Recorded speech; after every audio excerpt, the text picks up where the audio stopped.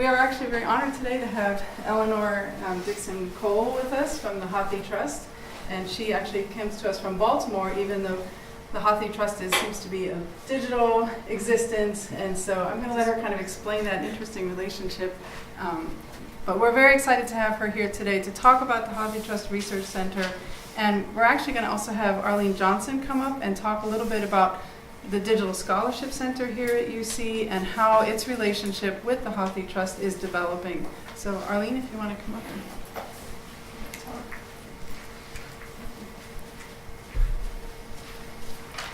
Welcome, Eleanor, and greetings to everybody. My name is Arlene Johnson. I'm the co-director of the Digital Scholarship Center at UC. My opposite number, James Lee, can't be here today. Unfortunately, he has a conflict with another event and meeting today. So greetings from James as well. I could characterize our relationship with the Hathi Trust Research Center as developing, evolving. We really want to make a strong connection with this outstanding, incredible research center and resource. So we're currently in the Digital Scholarship Center, which is, by the way, a full-on academic center at UC since 2016. So we're currently utilizing the HTRC in several of our current research projects. And we share many aspirations and aims with the HTRC and hope to partner with them going forward in the future. And especially in terms of our Mellon Foundation Award funded research in machine learning and data visualization platforms. So we're really looking forward to building this relationship. And to that end, we've invited J. Stephen Downey from the HTRC to be a member of our Digital Scholarship Center advisory group.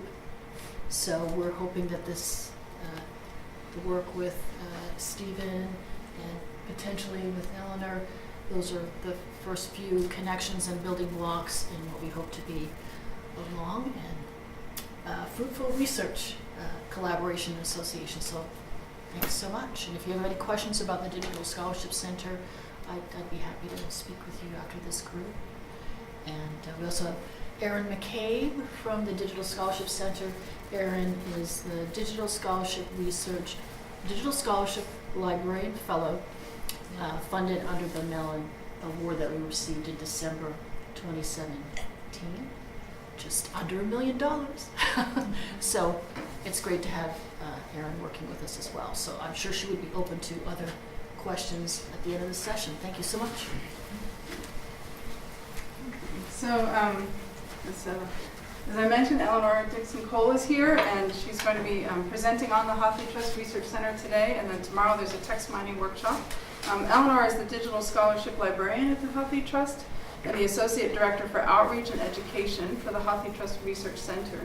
She leads research and training for the Hathi Trust Research Center, and she provides reference and support for scholars engaged in computational text analysis with the Hathi Trust corpus, and she holds a Master's of Library and Information Studies degree from the University of Texas in Austin. So, welcome. Thank you, Amy. All right, so I'm going to be talking about analyzing Hathi Trust digital library data, the Hathi Trust Research Center for Text Mining. How many of you, let's see if I get my keys right. How many of you are familiar with Hathi Trust? Okay, so this is the mission statement. Hathi Trust is a growing global partnership of major research institutions and libraries working to ensure that the cultural record is preserved and accessible long into the future.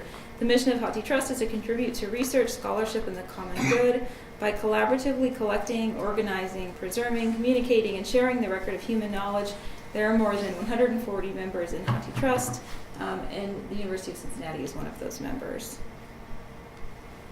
So the mission of Hathi Trust is both tightly focused, but also encompassing of multiple areas. So it is all of these things. It is a large-scale digitization initiative at academic libraries and research institutions, primarily in the U.S. with some international partners. It has roots in the Google Books project, so there might be some points as I'm going through today or tomorrow where that relationship comes to bear in access models. It's also a trusted digital repository. It's a digital library with a website front end that you can use to search and read books. And it's also a partnership of member institutions that continue to scan and contribute materials to the collection every day. The HathiTrust collection as of last week stood at 16.9 million total volumes, and by volume I mean one object that could have been taken off of a library shelf and scanned. So that might be a book, it might be a periodical, it might be several journals that are bound together. And of those volumes, about 6.4 million are in the public domain, and they represent 8.2 million book titles, so you'll see that there are some duplicates, and 450,000 serial titles, of which there might be different editions, and then all of this constitutes almost 760 terabytes worth of data. In terms of what is in the digital library, about 50% of the materials are in English, and then it sort of drops off from there. Other commonly occurring languages are German and French and Spanish, but if you look at the visualizations that are provided on the HathiTrust website, I think they describe it as languages from A to Z. So there are a large number of languages in the digital library. And the materials span from the 15th through the 21st century, although there is a concentration in the 20th century. And that has to do with the sheer number of materials that were published in the 20th century, and then also digitization priorities at the contributing libraries. About 63% of the materials are in copyright or of unknown status, which impacts the ability of the public to access those materials. And they also represent a range of genres. So there are, in addition to novels and the fiction that sometimes people associate with HathiTrust, poetry, history, nonfiction, government documents, and more. There are a few special collections that are in the digital library. So for example, Keio University in Japan is the oldest university in Japan, and they have contributed nearly 100,000 Japanese and Chinese language materials. And then there is a very robust US federal government documents collection that is probably at this point over 800,000 documents that spans materials that were published by the US federal government, and those are tend to be open because materials that come from the federal government are not under copyright. So this slide is about 2 years out of date, but I think the numbers are probably relatively consistent in terms of the percentages. But in terms of what gets contributed to the digital library, you'll see that the University of Michigan and the University of California are the largest contributors to the digital library, and the collections, for the most part, mirror the collections at our partner libraries. So the items that are in the digital library are scanned from book-like materials. So that means that they tend to be things that are bound together. So books, journals, occasional musical scores, but there's no other audio-visual materials. There are scant newspapers, but not very many. So it tends to be something that you might imagine with binding up the side. There are TIFFs and JPEGs for each of the volumes, and there's also a plain text OCR file that's generated automatically during the digitization process. And I point this out in particular because the OCR is not hand-corrected or hand-transcribed, so it is error-ridden. You can download PDFs on demand, but those are generated on demand and they don't live in the repository. In terms of the metadata that the library stores, it's primarily bibliographic metadata in the form of MARC records. So if you want to analyze the metadata, you will have to become adept at parsing MARC. So MARC metadata includes things like the author, the publication year, subject headings, anything that you would traditionally find in a library catalog. And this metadata is submitted by the holding library for the institution that digitized it. So they submit along with the item a MARC record. And then those MARC records are augmented by HathiTrust, so some additional information is added to them, but they are not put through any intensive rehabbing process. So occasionally you can find that there are some interesting artifacts in the metadata, and that has to do with this project of bringing together metadata from so many partner institutions. The metadata is shared in a few limited formats, including the Hathi files, and then through a bibliographic API that can make it easier to hone in on parts of the collection that you would want to analyze. Okay, so in terms of just library access, anybody, anywhere can read public domain and open access works via the web, search across the full text of the entire collection via the web, receive data sets of public domain content under certain conditions, and mine text and data from the entire collection from the HTRC. Members of HathiTrust can download public domain and open access works, provide access to their users who are blind or who have print disabilities, get access to replacement copies for lost or damaged print copies under certain conditions, and mine data from in-copyright volumes via an HTRC data capsule by application. Okay, so considering that the digital library is as large as it is and is as varied as it is, a few challenges arise. It's always been part of the mission of HathiTrust to make it possible for researchers to do computational research. So how do you leverage the scale and scope of the digital library for data-intensive research? And how do you facilitate data mining on a collection with significant copyright limitations? So remember, 63% of the collection is under copyright and otherwise inaccessible for reading. So that's where the Research Center comes in. The Research Center enables computational analysis of works in the HathiTrust digital library to facilitate nonprofit research and educational uses of the collection. So the HTRC is concerned with allowing users to gather, analyze, and produce new knowledge based on computational text analysis of items that are in the digital library. The center, which is a virtual center, is co-located between Indiana University and the University of Illinois. And the group that's affiliated with the Research Center does research and development for non-consumptive text analysis, and I'll talk about what that means in a second. But the kind of research and development that the center engages in is exploratory work on things like collection building from a massive digital library, data crunching, so experimental data crunching, and also interface and tool building. So there's HathiTrust and the digital library, and then there is the Research Center and the data that the Research Center manages. So the Research Center manages OCR text data from HathiTrust.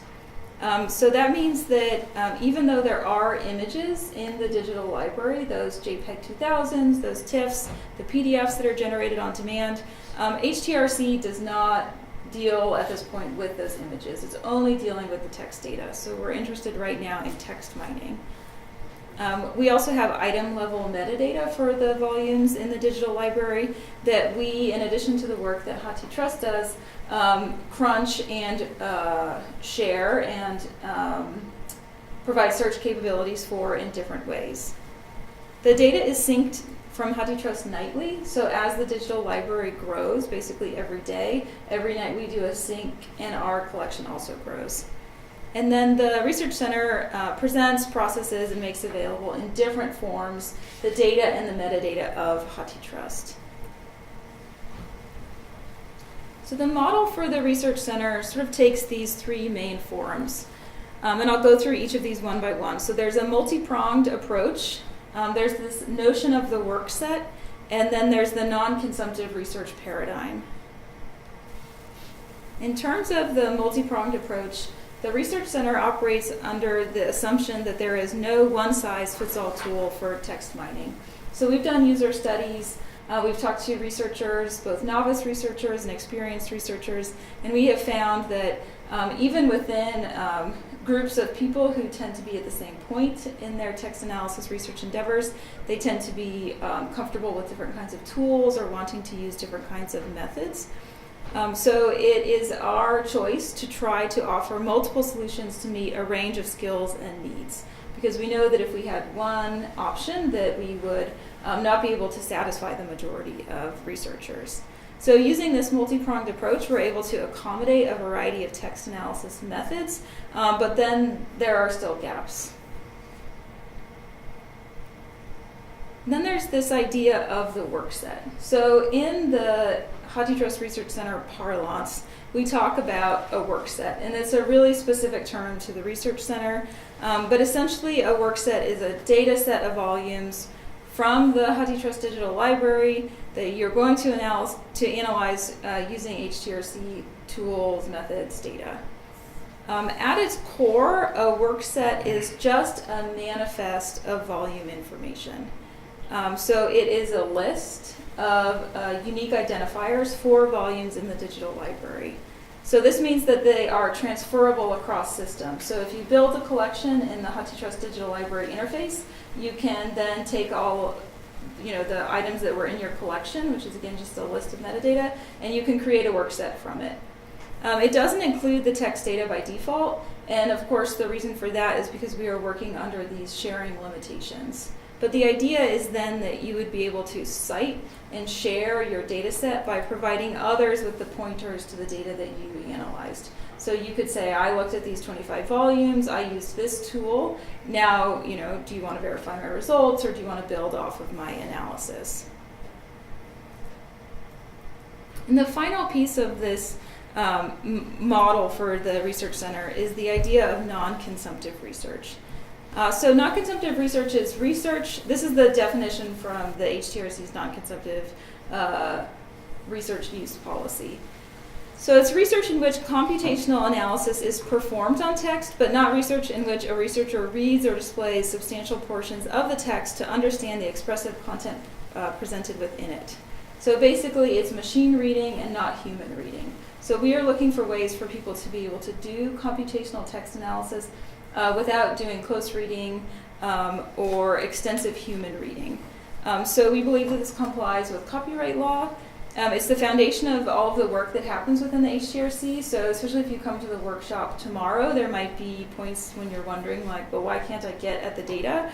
And this is why, because there's this extra layer of access that is happening to make it non-consumptive. And other terms that you might hear, instead of non-consumptive research, would be non-expressive use. But again, it's basically this idea that you are getting at the ideas within the text, but you're not getting at the expression of them. All right, so in concrete terms, what does that mean for us? So non-consumptive, within this non-consumptive paradigm, we have a few computational tasks that are covered.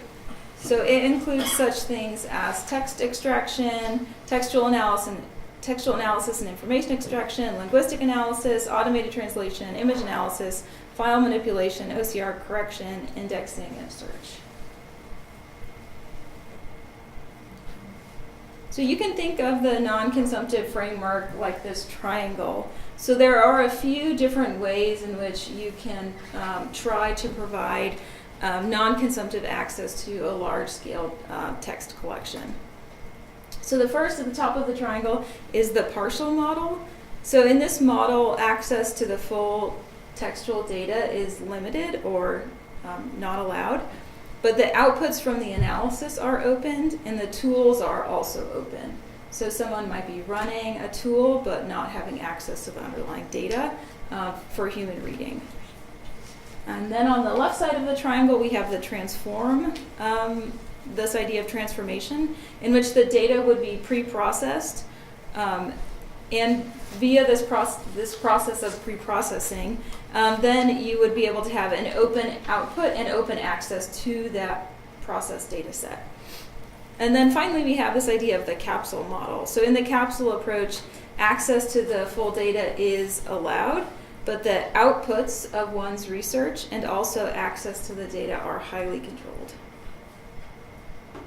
All right, so let's take a look at the various HTRC tools and services. So keeping in mind that triangle, we can think of the three approaches of the Research Center as slotting into those three areas. So there are web-based tools to allow you to analyze and visualize text data. There are derived data sets, including one called the extracted features data set. And then there's also an environment of secure data capsules for flexible and self-directed research. All right, so the first of these is the web-based tools. And these are accessed through analytics.hathitrust.org. And they allow a researcher to analyze data from the digital library without access to the full text. The researcher only sees their workset, again, that list of volume IDs, and the results of their analysis. So it's not an environment for reading, and you don't have access to the full text while you're in there. So there are a handful of different algorithms that exist. The first one that I'll mention is a topic modeling tool. So this is called the Info Topic Explorer, developed by some researchers at Indiana University.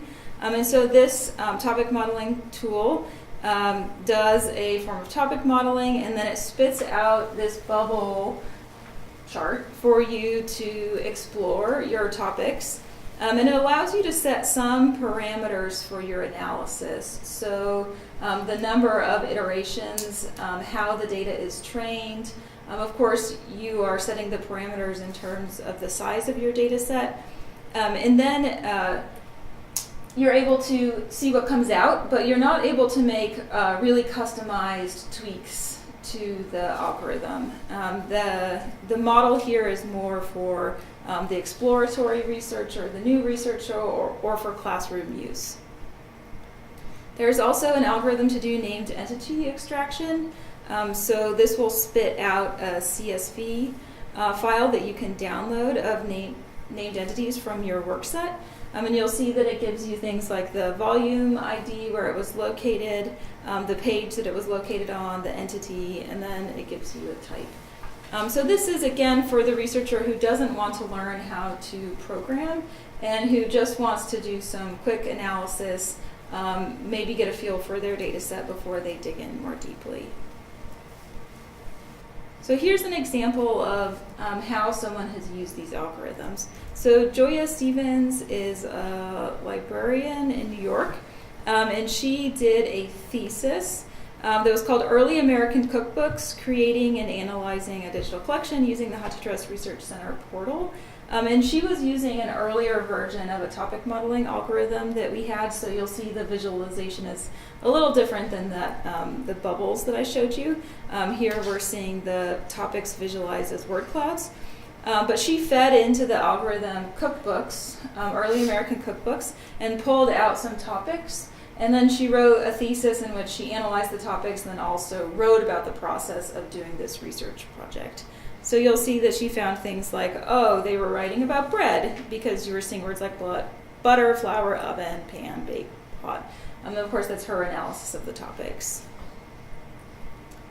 Another one of these web-based tools is HathiTrust plus Bookworm. So how many of you are familiar with Google Ngrams?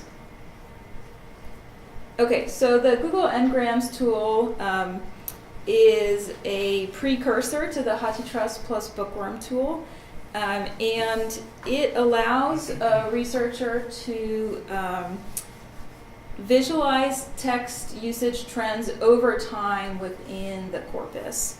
And it also allows you to do some faceting and filtering that you're not able to do in Google Ngrams, because also underlying the visualization tool is all of the library metadata, so the cataloging information. So you can do things like narrow by publication place or narrow by, classification, so library subject heading, that sort of thing. And you can also compare terms against one another. So it's probably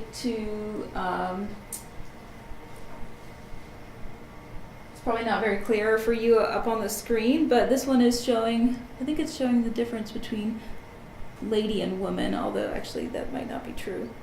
Anyway, but you can do these sort of comparative visualizations.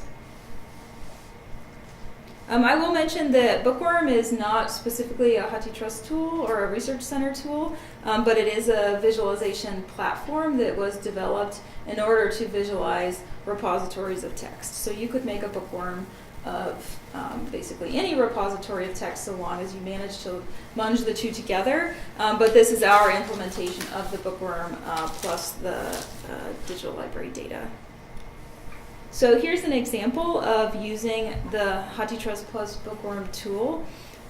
We'll take a long look at this research example during the workshop tomorrow, but a visualization like this one is what helped inspire who was then a graduate student at Brown, Sam Franklin, who is I think still doing a postdoc at Stanford, but I'm actually not positive about that, to become interested in the ways that our usage of the term creativity has expanded, so gone up sharply over the 20th century and perhaps changed during that time. So you'll see there's this spike through the 20th century.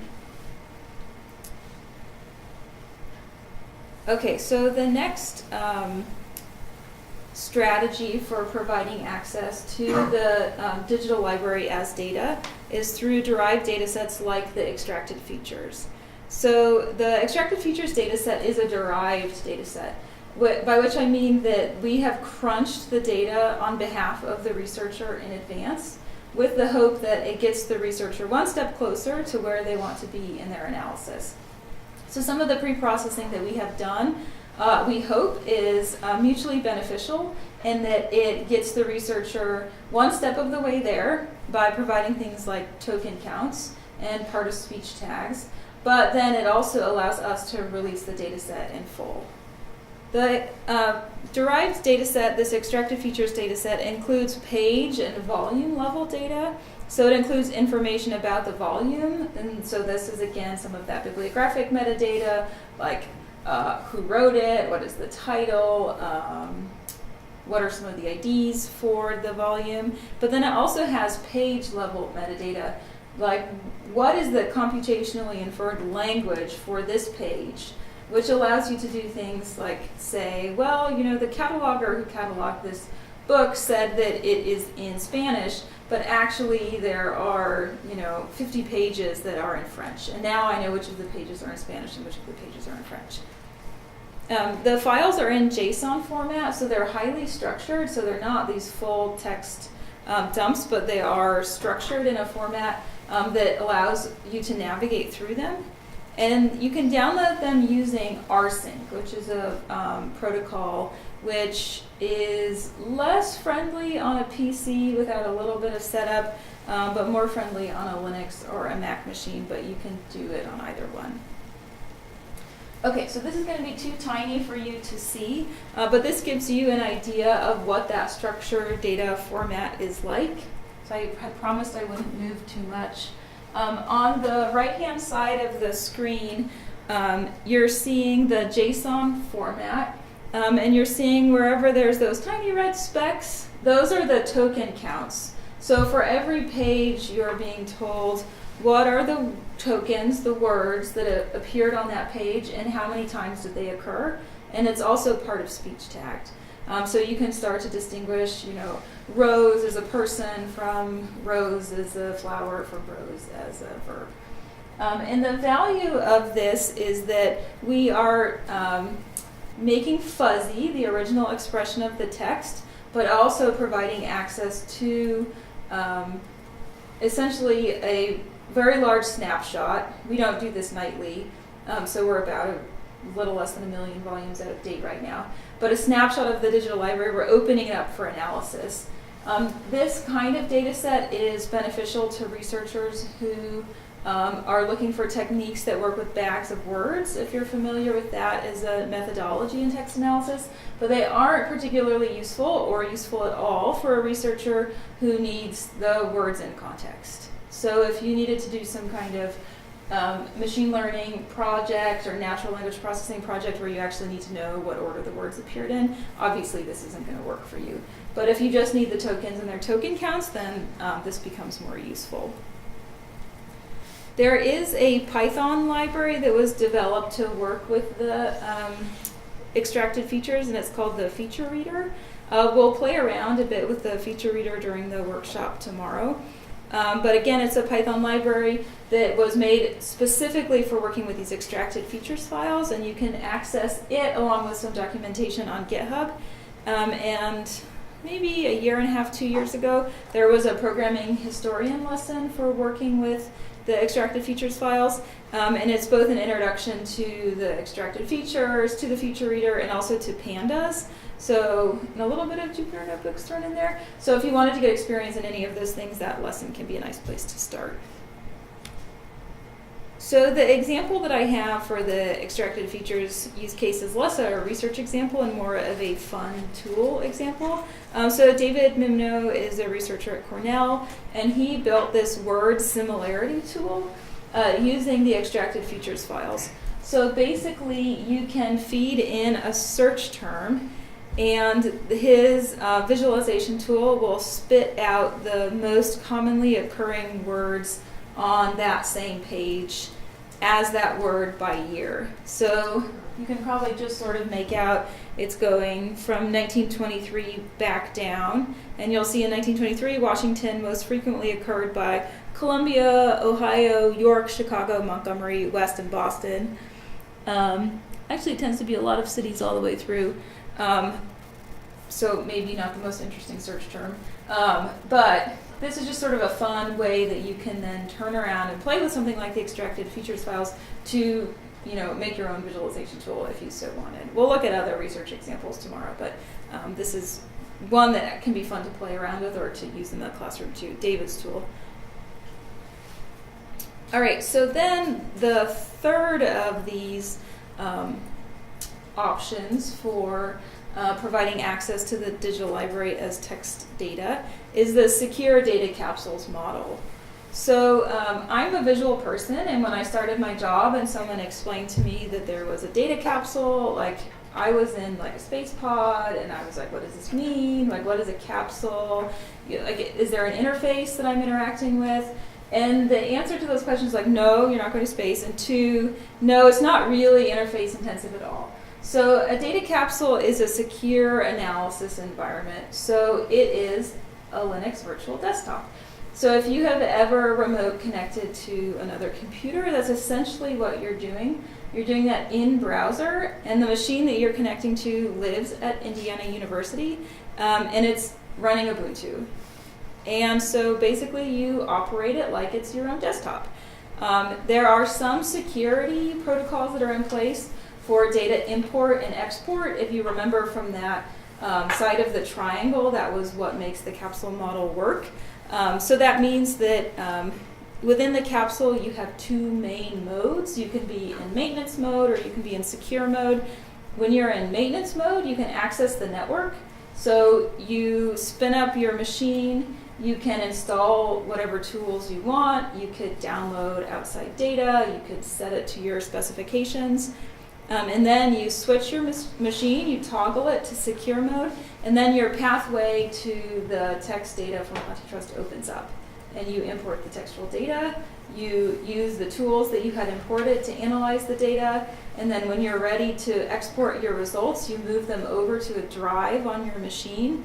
You input a command on the command line, and someone on our team gets an email, and they review your results by hand. And they say, yes, this complies with our policy, or no, this does not comply with our policy. And the policy is this non-consumptive research? Is this a substitute for human reading?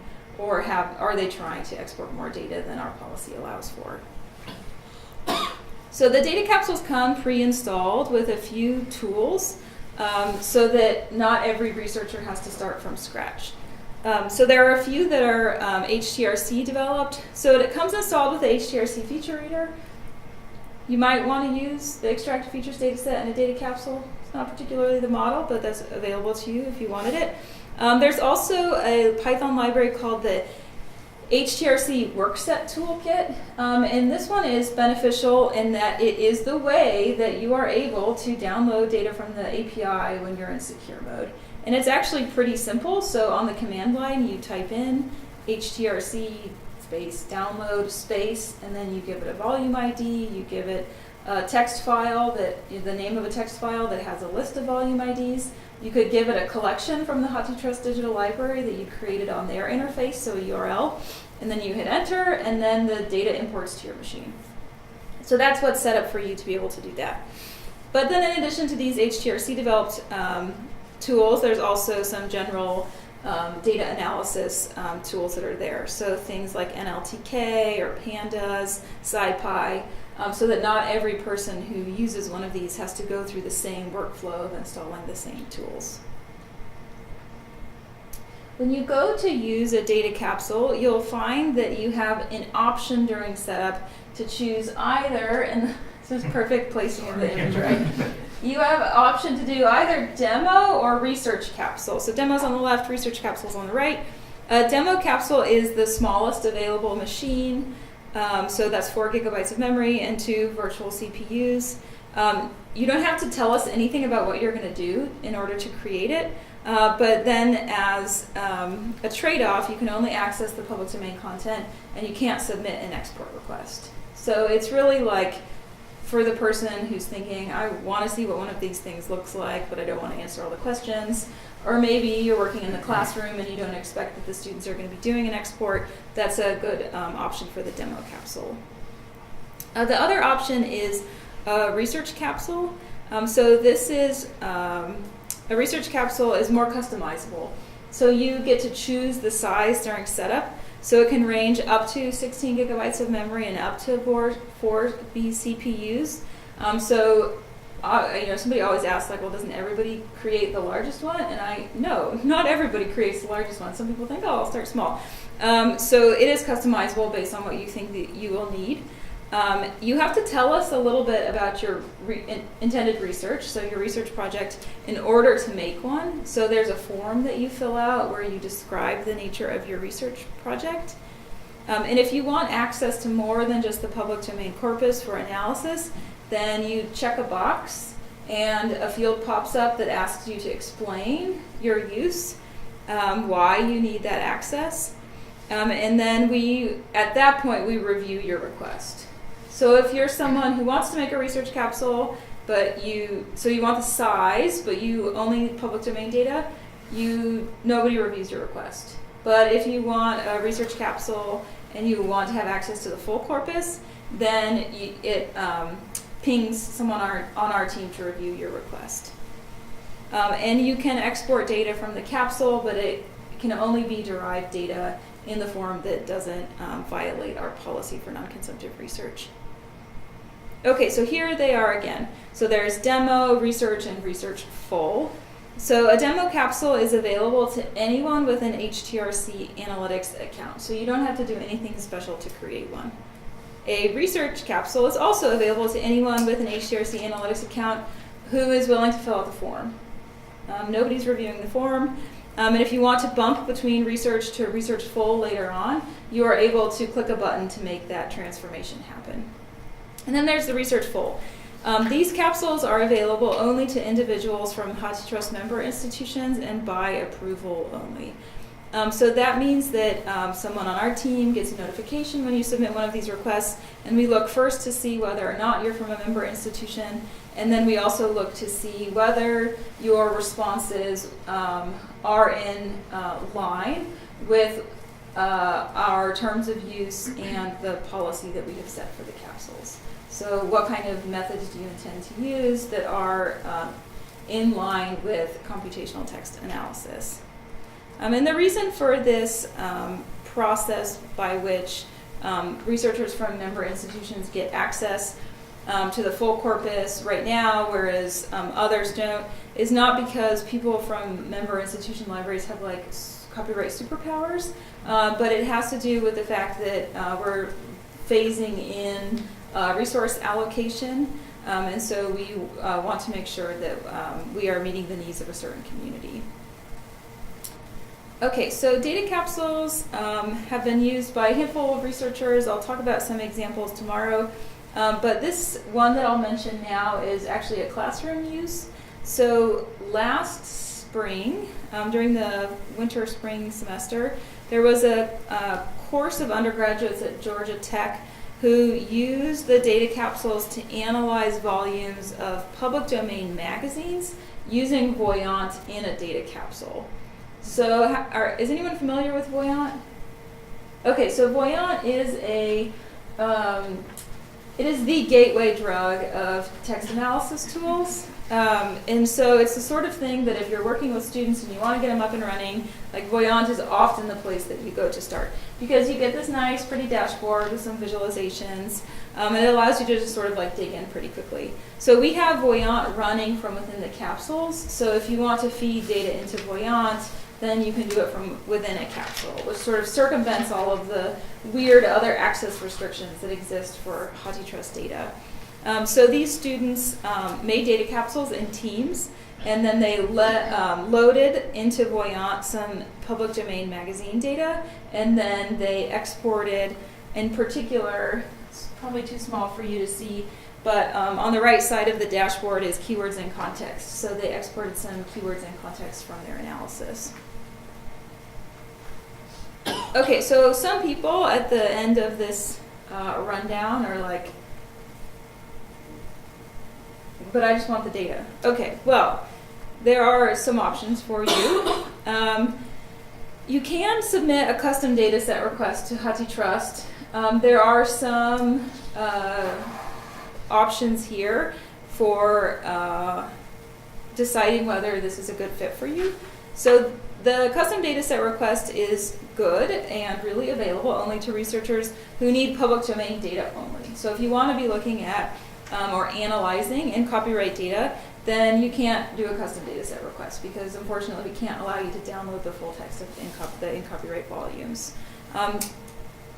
But it does allow you to have downloadable data sets, which include OCR, so the page OCR, and then also the metadata for those pages. There's a request procedure that you go through where you submit a request to HathiTrust, explain your use, somebody reviews your request that comes in.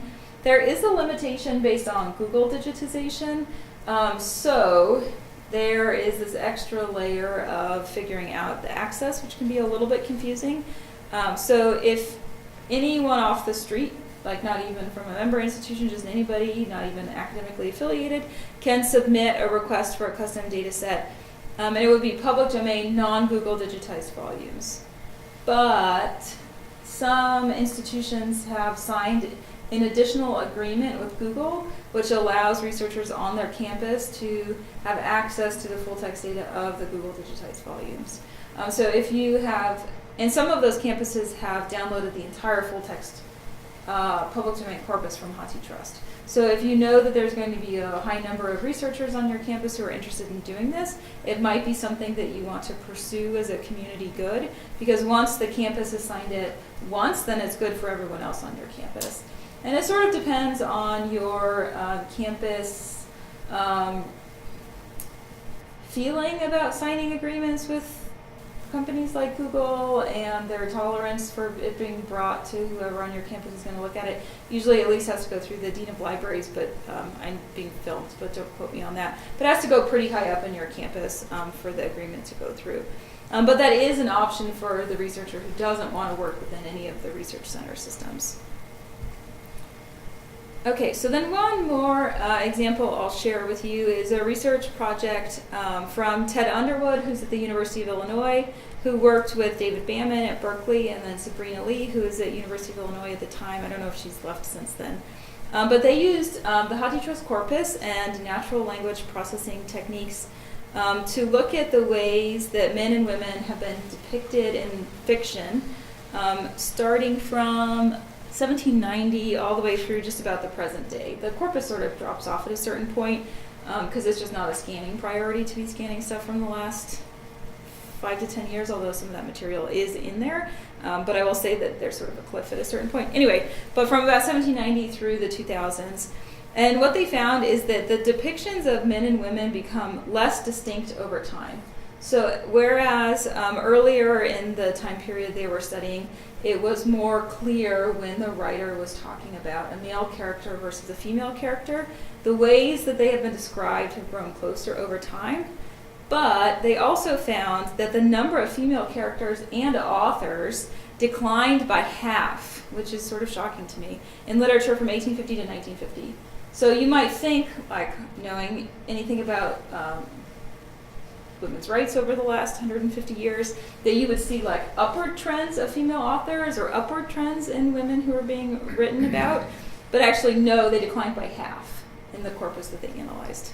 So that was one interesting project that used some of the data from the research center, along with they augmented with another corpus, and then HathiTrust data. But that included copyrighted works? Yes, yeah.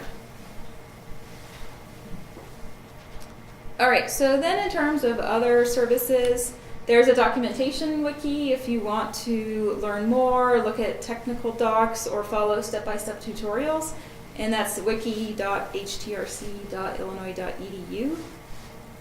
It's a labor of love, is all I'll say about it. We also hold office hours every third Wednesday from 3 to 4 ET, and these are basically just a Zoom call. Sometimes there's one person, sometimes there's 5 people, and you can get help with your questions about the research center, about doing text mining with HathiTrust data. So if there's others on the call, it's a chance to connect with your colleagues at other institutions who are doing similar work. If it's just you and me, then we can have a nice conversation about your work, but it can go both ways. If you have a question, you don't want to attend office hours, or you find a bug, or you feel frustrated, then you can use our help email address, which is htrc-help@hathitrust.org. And these is for general inquiries, troubleshooting, and research consultations. So you can use this line to set up a time to talk with someone one-on-one, and we do that pretty regularly, so you shouldn't feel like you're getting an exception if you contact us to schedule a one-on-one consultation or point a researcher on your campus to do so. We love to talk to people about what they're up to. And then the last piece here is data set help. So we can help you or researchers on your campus to craft lists of volume IDs for analysis. So there are sort of a suite of ways right now at this moment in time that you can use to create a collection or a work set.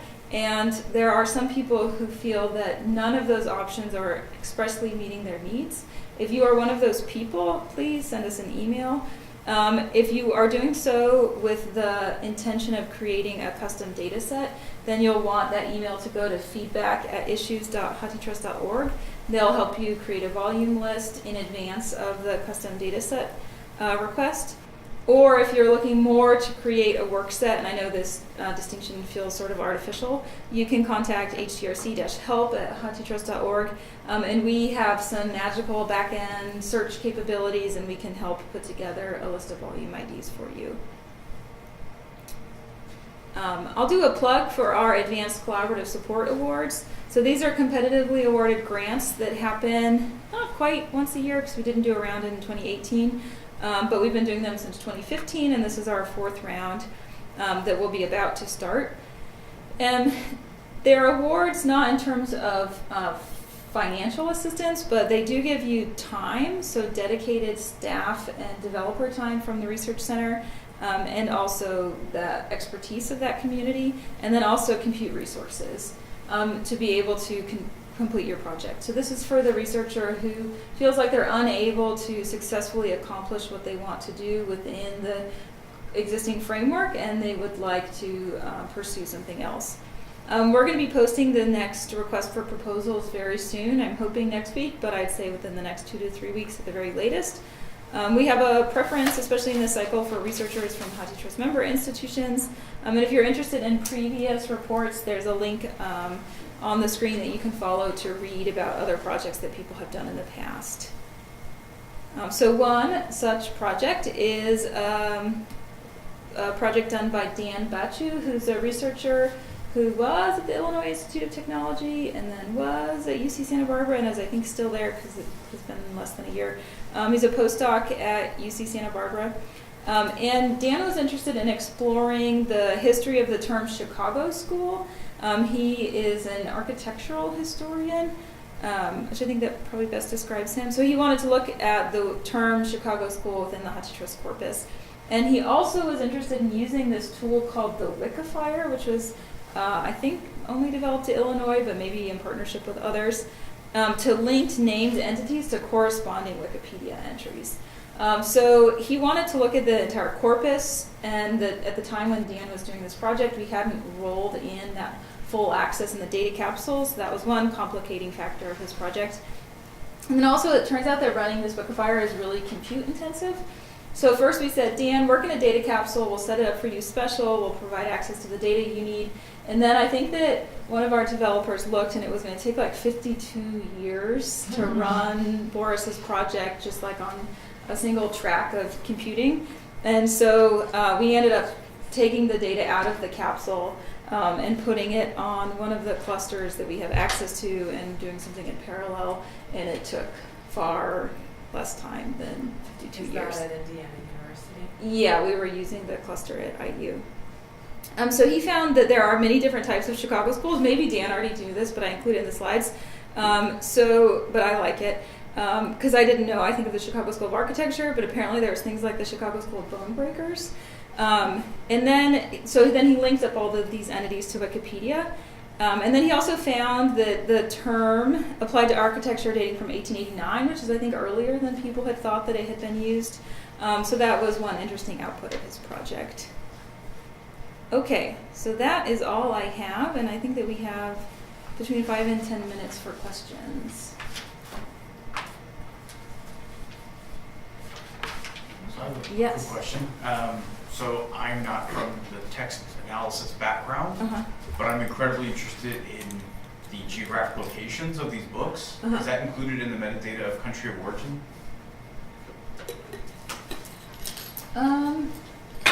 So publication country is, and then there's also publication state. So in the extracted features files, there is a field for publication location and also in the MARC record. So you could geolocate that. You sort of have to do some decision making about whether it's important to you where something was first published. So like Dickens might have been republished in the US, and is that going to muddy your model? And then, so that's just something to consider. But that publication location is there. The one limitation of the relying so heavily on MARC is that MARC is sort of like MARC. We do have a researcher who's working on a project right now who you might be interested in checking out, Matt Wilkins. He's at Notre Dame, and he has a project that's, I think, funded by NEH to try to geolocate volumes in the corpus. And so he did a whole big undertaking to crunch everything to find the locations, and then he's putting them on a map. So like locations of everything that's in the digital library, and he's somehow mapping it. Is it Notre Dame? Yeah.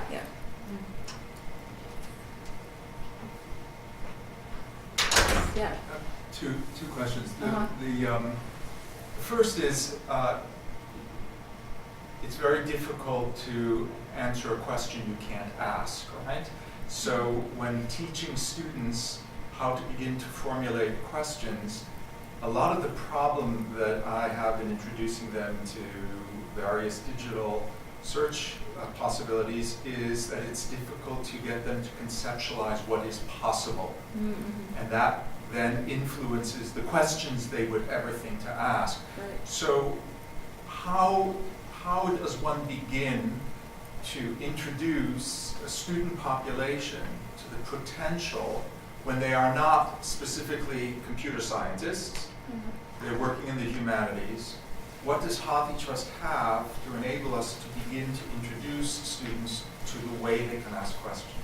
So I think that in one way, the algorithmic, web-based algorithms help to point students towards what's possible in text analysis, because if you present a project that is tailored so that you feel like they are going to get something interesting out of the corpus that they analyze, you can start to see the ways pretty quickly that the tool is beneficial to your analysis or has some kind of shortcomings.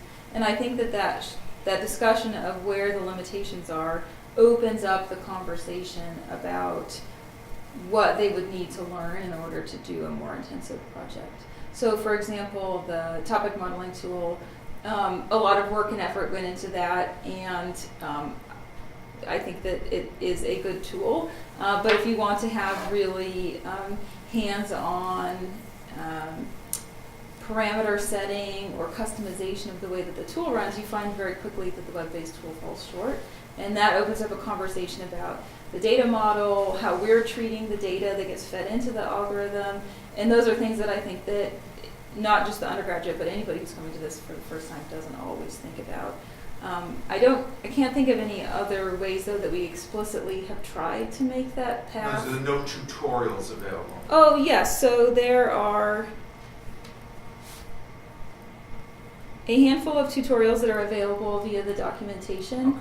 Okay. That programming historian lesson also is a tutorial. And then there were some researchers at Berkeley a few years ago who, as a part of the Berkeley Institute of Data Science, made a little curriculum around the extracted features data set. So that might be something that you could check out too. We've had a few people who've used it in the classroom. I think we could do a better job of documenting their exact processes for how they got from point A to point B in terms of their in-classroom projects. Yeah. Did you have a second question? Well, it's a little more specific. I went on to the various ways to search last week and was looking for a person whose last name is Geiger, which of course means violin as well in German. And when I did the research, of course, I came up with tons of irrelevant data. Yes, and you just mentioned that the language is tagged syntactically. You used the example of rows. But of course, in German, I didn't find that. I ended up getting a good data set because I figured out what I could pair the person's name with. That would give me a better data set, and it eliminated the millions of violins in the 19th century. But is language tagged in multiple? Is syntax tagged in multiple languages or only English? Or I didn't realize it could look that way. So in the extracted features files, the language is tagged, and it will work for multiple languages. The general search on the digital library website, though, doesn't have that same sort of syntactical search, I see. and doesn't do the same sort of page level language detection either. So they would be looking at the entire volume. We have been experimenting, and the hope is that it would go live sometime soon with a search of the extracted features data set that would allow you to do, it would have to be unigrams, so single word searches, because of course it's a data set of unigrams, but would allow you to do things like search by part of speech. That would help you get rid of the violins. Well, no, because they're both nouns, right? I think that it might distinguish between proper nouns and, Oh, okay. yeah. Thank you. Yeah. Any other questions? I have a specific one. In the secure data capsule, you mentioned that they have like pre-installed HTRC tools as well as some like really useful general libraries. Can you customize that beyond that list? Yes, yeah. You can basically install any tool that you want to run. Okay. The limitations would be, like for Dan in the project with the Wikifier, he wouldn't have been able to run it very well because it was just like really compute intensive, and he was going to run out of memory. He probably couldn't do it on his own laptop anyway. But yeah, you can install. So if you wanted to grab something off GitHub, or you had pre-written code that lived somewhere else, you can anywhere that's web accessible, you can bring it in. Any other questions? I have a logistics question. Yeah.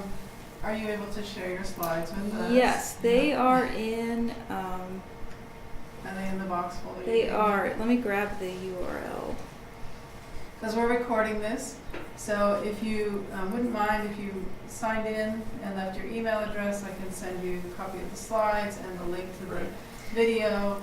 So just if you wouldn't mind, put your name there.